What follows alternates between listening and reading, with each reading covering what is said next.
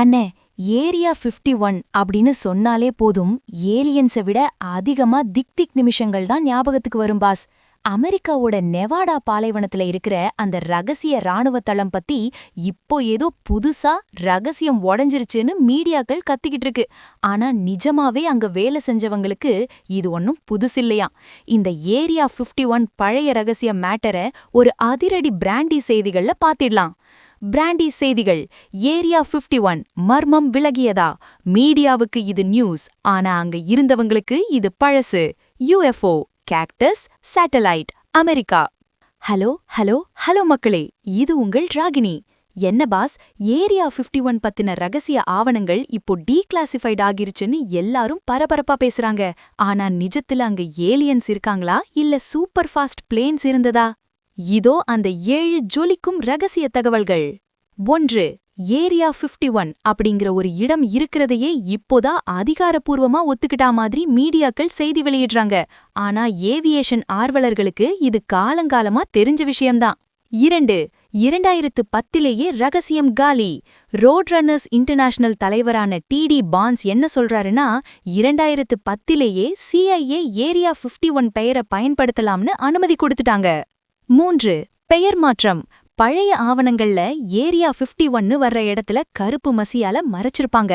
ஆனா இப்போ அந்த மசியை எடுத்துட்டு புதுசா ரிலீஸ் பண்ணிருக்காங்க. அவ்வளவுதான் மேட்டர். 4. ஆக்ஸ்வார்ட் பிளேன்கள். 1991லேயே A-12 ஆக்ஸ்வார்டு விமானங்களை பற்றின ரகசியம் வெளியாயிருச்சு. 2007ல அதோட மிஷன்கள் பத்தியும் 2010ல அங்க வேலை செஞ்சவங்க பேரையும் சொல்லிட்டாங்க பாஸ். 5. பழைய ஆவணங்கள். ரோட் ரன்னர்ஸ் வெப்சைட்ல பல மாசமா இருக்கிற அதே டாக்குமெண்ட்டுகளைத்தான் இப்போ அரசாங்கம் புதுசு மாதிரி ரிலீஸ் பண்ணிக்கிட்டு இருக்கு. 6. வரலாற்றை பாதுகாத்தல். பனிப்போர் காலத்துல நடந்த பல ரகசியங்கள் அங்க இருந்தவங்க இறந்து போயிட்டா அவங்களோடவே போயிடும்னு பயந்துதான் CIA இப்போ மெதுவா எல்லாத்தையும் சொல்லிட்டு வர்றாங்க. 7. ஏலியன்ஸ் எங்கே?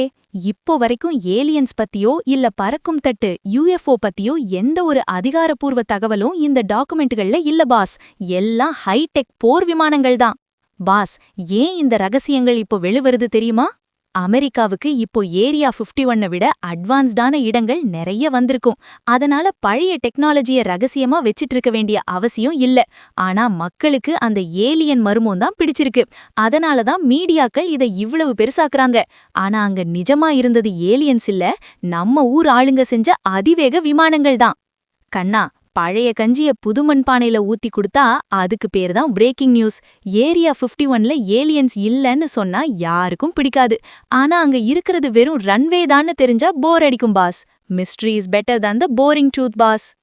ஏரியா 51ல நிஜமாவே ஏலியன்ஸ் இருக்குமா இல்ல அங்க இருக்கிறதெல்லாம் வெறும் போர் விமானங்கள் தானா? உங்க கமெண்ட்டுகளை தட்டி விடுங்க. உலக ரகசியங்களின் அனல் பறக்கும் அப்டேட்டுகளுக்கு தொடர்ந்து இணைந்திருங்கள். ஸ்டே டியூன்ட் வித் பிராண்டி செய்திகள். Stay tuned. உண்மைய லவுடா சொல்லுவோம், குயிக்கா சொல்லுவோம். This is Ragini signing off. Keep watching. Bye bye. ஒரு விசில் போடுங்க பாஸ்.